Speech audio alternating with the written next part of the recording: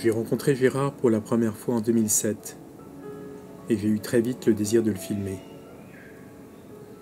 J'aimais sa singularité, sa capacité d'autodérision, cette existence étrange partagée entre sa vie de prof à Sciences Po et sa volonté d'être un artiste autodidacte un peu clandestin, naviguant entre art brut et art naïf, qu'il a poursuivi avec une ténacité et une spontanéité déconcertantes pendant plus de 50 ans.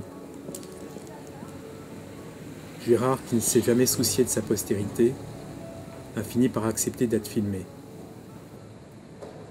Nous nous sommes ainsi rencontrés au hasard des possibilités de chacun pendant plus de 3 ans, dans le quartier Montorgueil à Paris où il habite, moi avec ma caméra, Gérard avec ses cigarettes.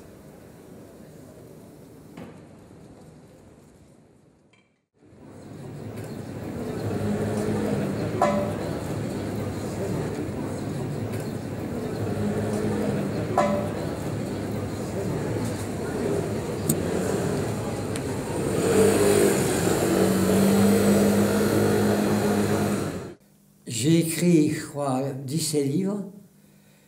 J'ai dû faire à peu près 1000 tableaux. Et j'en ai pas vendu un.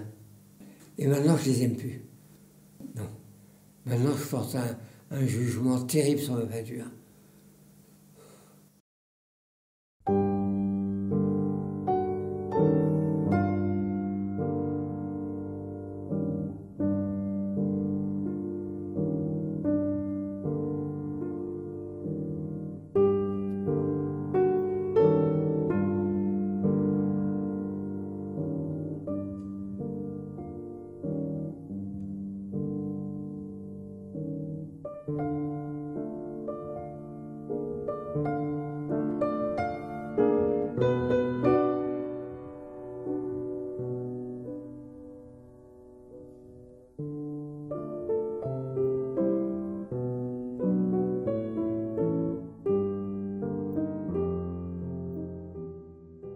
Mais je dessinais un peu, mais pas très bien. Et puis soudain, vers 30 ans, ça a été le désir du portrait. Je me suis mis à la peinture, mais j'y connaissais rien. J'ai fait aucune école de peinture. Et donc, j'ai commencé à peindre et je me suis auto-formé.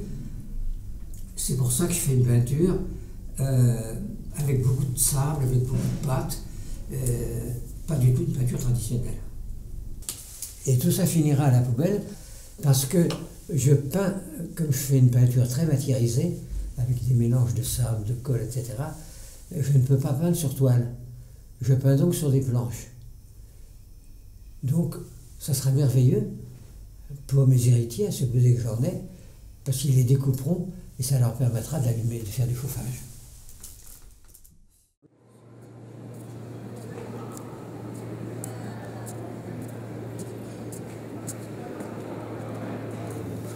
À l'époque, dans les années 50, avec son frère, il avait pratiquement tout l'immeuble. Au fur et à mesure des années, bon, les appartements se sont vendus, etc. Bon, peu importe.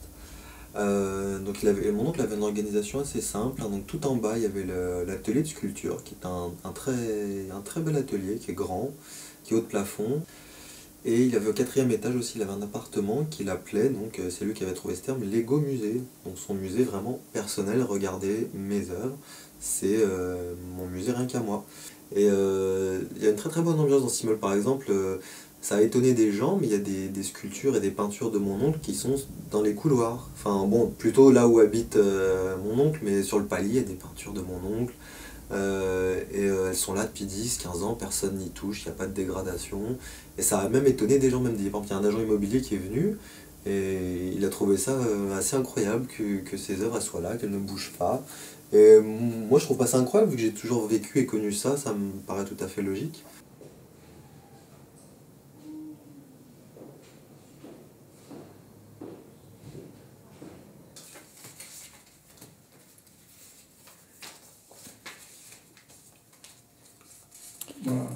Donc vous m'avez dit que vous avez commencé à recenser un peu l'ensemble de l'œuvre de Gérard. On a recensé à aujourd'hui, entre peinture et sculpture, 150, 160 œuvres. 160 œuvres.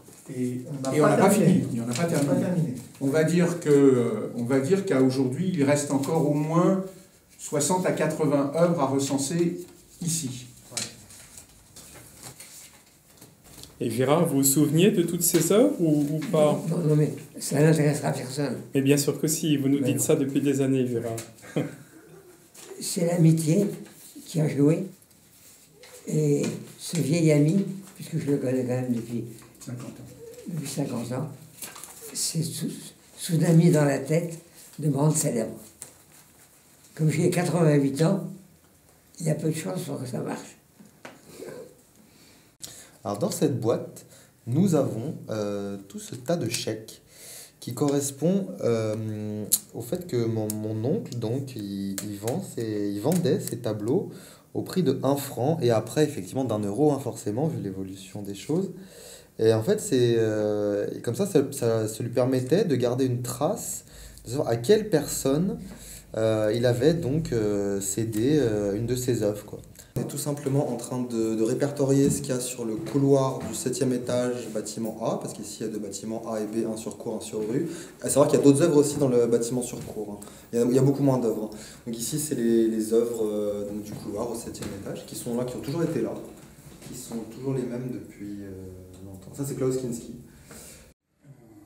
Alors, la jouissance de la culture n'éradique pas la possibilité d'érection.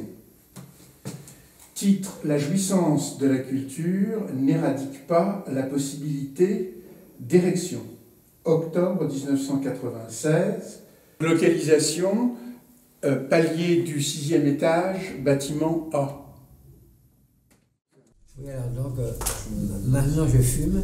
J'achète des paquets sur lesquels il y a marqué « Fume et tue », mais il y a 85 ans, le tabac n'a pas encore réussi à me mettre dans un cercueil. Ben, il vous maintient en forme, au contraire, on a l'impression. C'est très ambigu le tabac, parce que ça vous casse la voix. J'ai la voix maintenant enrouée, alors qu'autrefois, quand j'enseignais à Sciences Po devant 200 élèves, j'avais une voix très claire. Maintenant, elle est évidemment enrouée, mais comme je n'enseigne plus, je ne fais plus que fumer et attendre la mort. En attendant qu'elle viendra le plus rapidement possible. Mais l'euthanasie n'est pas autorisée pour les gens qui en ont seulement assez de la vie. Alors moi, je ne fais plus rien, je ne peux plus écrire, je ne peux plus peindre, depuis que j'ai eu un cancer, je ne peux plus à peu près rien faire, donc j'ai plus envie de vivre, mais on ne peut pas se faire euthanasier seulement parce qu'on n'a plus envie de vivre. Il faudrait que j'ai une très grave maladie, ça viendra.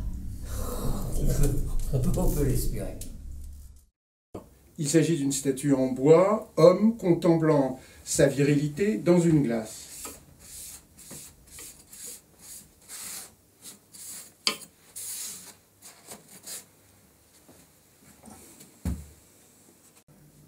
Je suis content de vous voir parce que la solitude m'est très pénible. C'est curieux. Ben, je crois pour tout le monde, Gérard, vous savez. Oui. Bien sûr. Quand j'étais enfant, j'avais le rêve d'avoir une maison à la campagne. Et des siècles plus tard, si j'ose dire, ou presque un siècle plus tard, ma femme a disposé d'un peu d'argent et a pu acheter une petite maison à Gordes, qui est un village du Vaucluse, qu'à l'époque, personne ne connaissait.